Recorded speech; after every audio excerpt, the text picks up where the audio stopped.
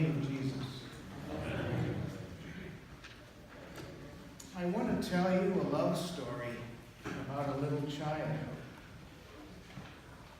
It's a very different love story from the one about the Bethlehem child that I read you a few minutes ago, but perhaps you will see how they're connected. When she was a little girl, this little child was treated very badly. Her parents should have loved and protected her, but instead they did terrible things to her. And so, like many who suffered as children, she grew up to be a very angry adult. Angry at people for being so cruel. Angry at the world for allowing things like that to happen. Angry at herself. At the core of her being was this hurt little girl, and she hated that little girl. She hated that little girl for not having the guts to fight back, for being weak, for having no self-respect. She hated that little girl for being disgusting. She hated her because everybody else hated her, so why shouldn't she? And she was also angry at God. Where was God when she needed him? Her parents and other people who heard her believed in God, or at least that's what they said, but it didn't stop them from being so cruel. When she grew up, she became successful and well-known, and her picture was in the papers, but she could not enjoy her success. And she also kept getting hurt over and over again, because when you've been hurt, you have a tendency to repeat what you know, even if it is painful. And she also did some things that she regretted later on that hurt other people because, well, hurt people hurt people. And that went on for many years until one day she came upon a picture of herself taken when she was 2 years old. Just a snapshot. A snapshot on the beach, actually. And there she was confronted face to face with that little girl that she had hated so much for so long. And on that little girl's face, she saw a look of terror. Terror and grief and suffering. And immediately she was overcome with an enormous wave of love and pity for that little girl. She wanted to run right into that photograph and rescue her and get her out of there and protect her and love her forever. And that was a major turning point in her life. That's a true story. As true as the story about the baby Jesus. And what links them is the pity. The sudden pity that goes out to the weak and the wounded child. For this is part of what happens in the birth of God's Son. When he comes into the midst of our danger and suffering, God's mercy is reaching out to embrace all of the children of a damaged and damaging world. All of them. See, we often like to picture Christmas as the season of life at its best, of joy and innocence, the season of the happy and the blessed child, which it is. That's part of what it is. And we idealize childhood to make it some sort of earthly paradise of comfort and bliss, the happy childhood of Thomas Kincaid and Norman Rockwell, the kind of childhood we yearn to give to our own children. And many of us come pretty close, And that's one of the great joys of our lives.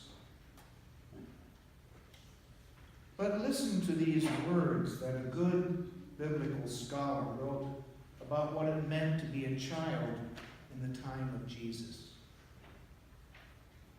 Children were the weakest, most vulnerable members of society. Infant mortality rates sometimes reached 30%. Another 30% of live births were dead by age 6. Over half the children didn't make it to age 6. And 60% were gone by age 16. Recent estimates are that in excess of 70% would have lost one or both parents before reaching puberty. Children were always the first to suffer from famine, war, disease, and dislocation. And in some areas or eras, few would have lived to adulthood with both parents alive. He goes on, children had little status within the community or family. A minor child was on a par with a slave. And speaking of slavery, in some parts of the world, of Jesus' world, a father could simply refuse to accept a child as his own, and that child would be exposed, either dying or being picked up to be raised as a slave. Children could be sold into slavery to pay the debts of their parents. This is the childhood that God's Son entered that night in Bethlehem. He was not even born into a privileged family like Caesar's household, but he was born into the home of peasants in a despised and defeated land. Why? Why? Because out of God's deep pity for us, he comes to the darkness where we are.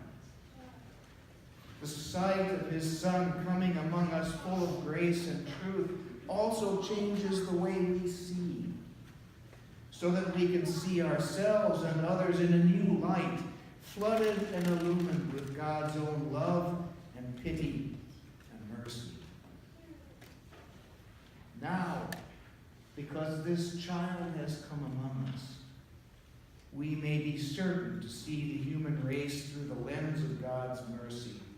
Pity on the weak and the broken, the suffering and the wayward. His pity on the parts of ourselves that we hate and hide.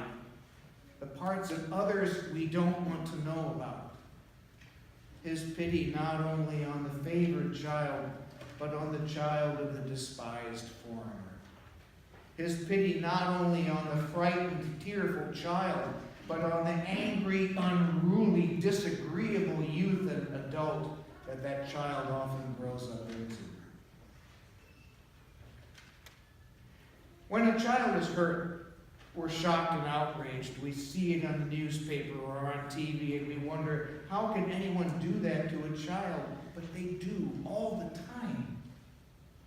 All over the world tonight, children are being taken away from their parents and sleeping in the cold, and they're being hit in traffic, or worse, because somebody sees them as a threat or just doesn't care. And sometimes these children grow up to be difficult, hurtful people. And then it's easy for us to react to the adults they have become with disgust or anger or fear. We avoid them, we lock them up, we control them, we keep them far from us. Jails are full of angry, violent people who were once severely injured children. But when God looks at these children, even when he looks at the adults that they become, he does not hate what he sees. He sees the terror and the grief and the pain in their souls, even if it no longer shows on their faces. He is filled with mercy. He wants to get down where those children live and get so close to them he can feel it. He wants to rescue them and get them out of there and take pity on them and love them forever. And this is a turning point in their lives and in the life of the world.